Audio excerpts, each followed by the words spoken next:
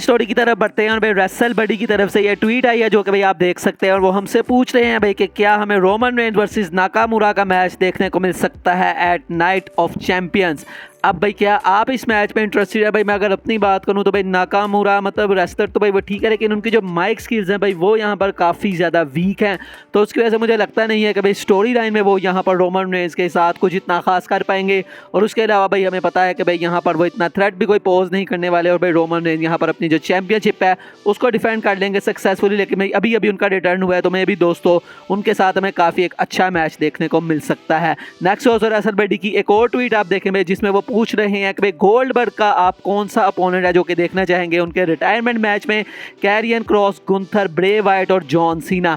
अब भाई अगर मैं अपनी यहाँ पर पिक करूँ तो भाई अगर हिस्ट्री के हिसाब से बात करूँ तो भाई मैं यहाँ पिक करूँगा जॉन सीना को कि भाई दोनों यहाँ पर लेजेंड्स हैं और कभी भी इन्होंने एक दूसरे को फेस नहीं किया, तो भाई मैं यहाँ पिक करूँगा जॉन सीना को। और उसके अलावा भाई अगर हम करंट रोस्टर में से बात करें तो भाई ब्रे वाइट एक काफ़ी अच्छा ऑप्शन है, क्योंकि भाई ट्विटर पर इसके बारे में लोग बात भी कर रहे हैं कि किस तरह से भाई जो गोल्डबर्ग है उन्होंने फील्ड के करैक्टर को किस तरह से बरी कर दिया था।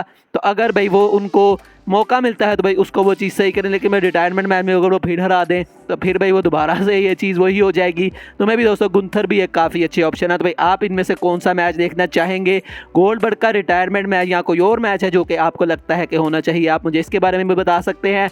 मर्सिडीज मोने या साशा बैंक्स ने भाई रिसेंटली ये कहा जो कि भाई आप रेसल ओपीएस की ट्वीट में देख सकते हैं। उन्होंने कहा कि भाई मैं तब तक यहाँ पर रुकूंगी नहीं जब तक भाई लोग John Cena, the rock, Kenny Omega के बारे में जो बातें करते हैं, मतलब कि आप देखें ना भाई जो ग्रेटेस्ट होते हैं भाई किसी भी फील्ड में, जब आप उनकी बात करते हैं तो भाई कुछ लोग होते हैं जिनके नाम आपके जहन में आते हैं। तो भाई उस लिस्ट में यहाँ पर जो साशा बैंक्स या मर्सिडीज मोनी है भाई वो भी यहाँ पर आना चाहती है। और उन्होंने कहा कि भाई जब तक मैं इस लिस्ट में नहीं आऊँगी और मैं भाई तब तक ये जो अपना काम है भाई इसको ख़त्म नहीं करने वाली। तो भाई उनके एम्बिशंस काफ़ी बड़े हैं, देखते हैं बहरहाल क्या वो इस चीज़ को अचीव कर पाती हैं या नहीं। नेक्स्ट दोस्तों अब हम जजमेंट डे के बारे में बात करते हैं। तो भाई क्या जजमेंट डे में एक नया मेंबर ऐड हो सकता है? तो भाई रिसेंटली रिया रिप्ली से पूछा जाता है कि भाई उनके रियल लाइफ बॉयफ्रेंड बडी मैथ्यूज या बडी मर्फी क्या वो इस टेबल को ज्वाइन कर सकते हैं?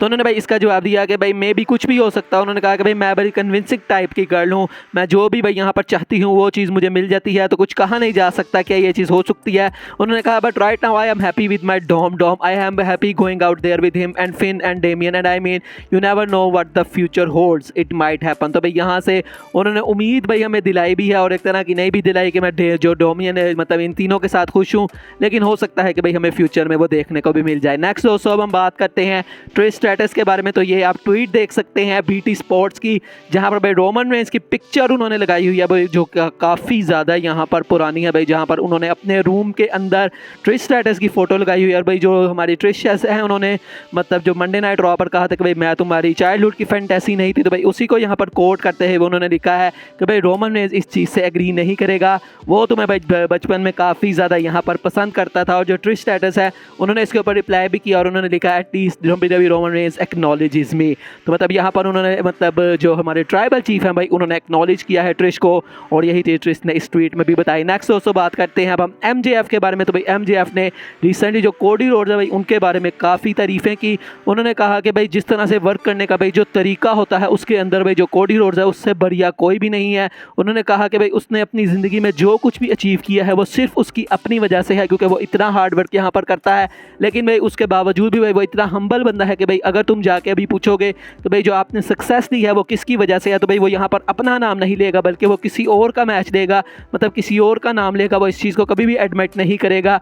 लेकिन उन्होंने कहा कि भाई मैं उसके ऊपर काफ़ी ज़्यादा यहाँ पर प्राउड फील करता हूँ। तो भाई काफ़ी उन्होंने यहाँ पर अच्छी चीज़ कही। उसके अलावा उनका जो मैच हुआ था रोमन रेंज के साथ उसके बारे में भी उनसे पूछा जाता है, तो उन्होंने कहा कि भाई जो कोडी है भाई वो यहाँ पर एक टॉप गाय है और उसने भाई ये टॉप गाय के साथ लड़ा भी, और भाई कितना अच्छा वो यहाँ पर मैच जो है वो लड़ा। उन्होंने कहा कि हाँ वो जीत नहीं सका, और उनसे उन्होंने कहा कि क्या मैं खुश होता अगर भाई यहाँ पर जो कोडी रोड्स है वो हारा है, तो उन्होंने कहा कि नहीं भाई मुझे इसके बारे में कुछ पता नहीं है, लेकिन उन्होंने कहा कि भाई मैं एक चीज़ कहूँगा लेकिन जो भाई मुझे यहाँ पर याद है कि भाई ये जो मैच था ये काफ़ी ज़्यादा इनक्रेडिबल था, कोडी ने भाई काफ़ी अच्छा यहाँ पर लड़ा and it was the best match of the entire night. तो इस तरह से भाई जो एमजेएफ है उन्होंने कोडी रोड्स की और कोडी रोड्स के इस मैच की जो कि रोमन रेंज के साथ उनका हुआ भाई काफ़ी ज़्यादा यहाँ पर तारीफ़ की। तो भाई आपके इसके बारे में कोई रिएक्शन हो तो आप मुझे बता सकते हैं। जॉन मॉरिसन के बारे में बात करते हैं। तो भाई रिसेंटली जो जॉन मॉरिसन है उन्होंने WWE के अंदर अपने रिटर्न को टीज किया है। उन्होंने यहाँ पर एक इंटरव्यू में कहा कि I am open to making a WWE comeback. अब भाई मुझे नहीं लगता कि भाई उनको कोई कम बैक करना चाहिए।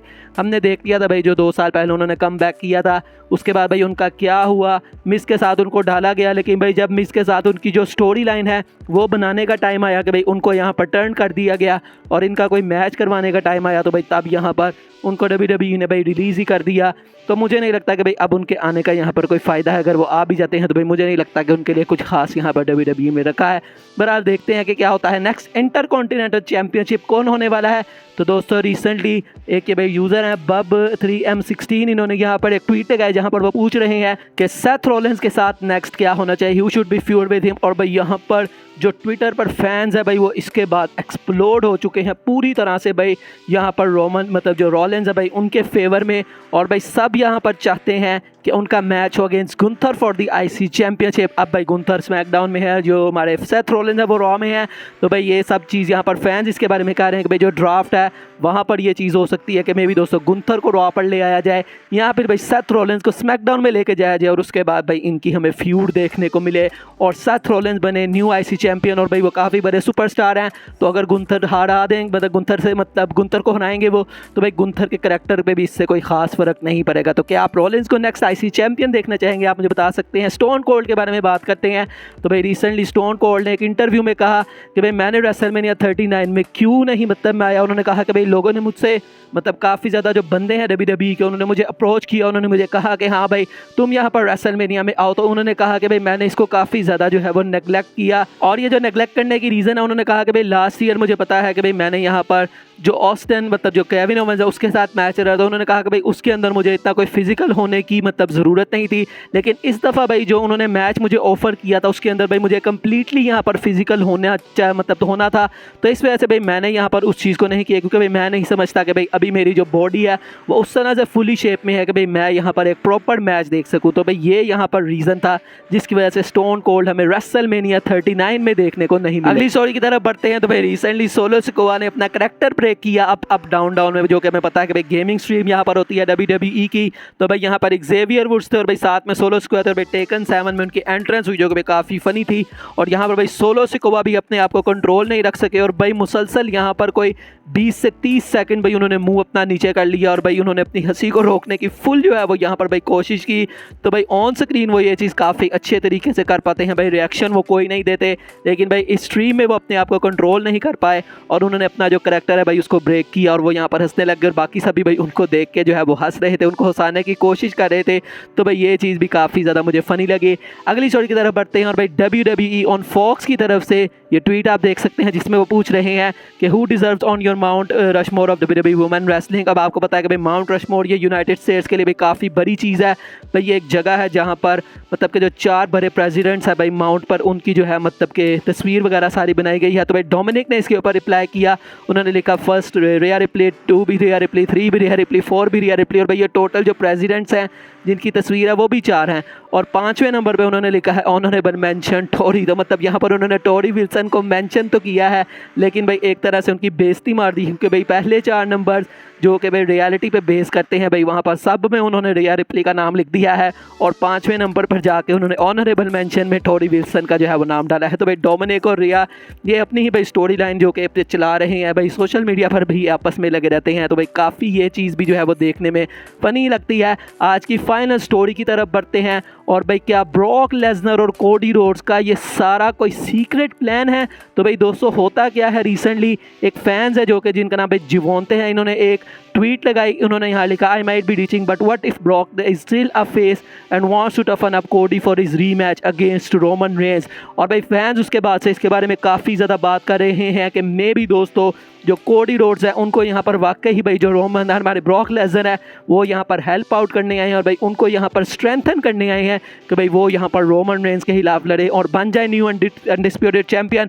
और उसके अलावा भाई जो दूसरी थ्योरी है जो कि इसके बारे में आ रही है वो है दोस्तों यहाँ पर, क्योंकि ब्रॉक लेसनर हमें पता है कि भाई वो रोमन रेंस को चैलेंज नहीं कर सकते अनडिस्प्यूटेड चैंपियनशिप के लिए जब तक भाई रोमन यहाँ पर चैंपियन है। तो मैं भी दोस्तों ब्रॉक लेसनर की ये इस तरह से भी भाई कोई चाल हो सकती है कि अंदर अंदर मतलब कि अभी वो बाद में रिवील हो कि भाई वो यहाँ पर कोडी के साथ है और उनको भाई प्रिपेयर कर रहे हैं, और उसके बाद भाई जब कोडी जीत जाए तो वो यहाँ पर आके उनको चैलेंज करे और उनको ऐसा लगे कि भाई जो कोडी है वो आसान टारगेट है as compare to Roman Reigns, और फिर वो उनको हरा के नए अनडिस्प्यूटेड चैंपियन बन जाए। तो ये भाई काफ़ी थ्योरीज है जो कि भाई ब्रॉक और कोडी रोड्स के बारे में स्पेकुलेट कर रही हैं इंटरनेट पे। तो भाई आपको क्या लगता है भाई क्या ये वाकई कोई ब्रॉक लेसनर की कोई चाल है जिसमें वो भाई कोडी रोड को फंसा लेंगे और अनडिस्प्यूटेड चैंपियन बन जाएंगे? आप मुझे बता सकते हैं। बाकी वीडियो यही तक थी, अच्छी लगी हो तो लाइक कीजिएगा, चैनल को सब्सक्राइब लाजमी कीजिएगा। मिलेंगे नेक्स्ट वीडियो में, तब तक के लिए अल्लाह हाफिज़।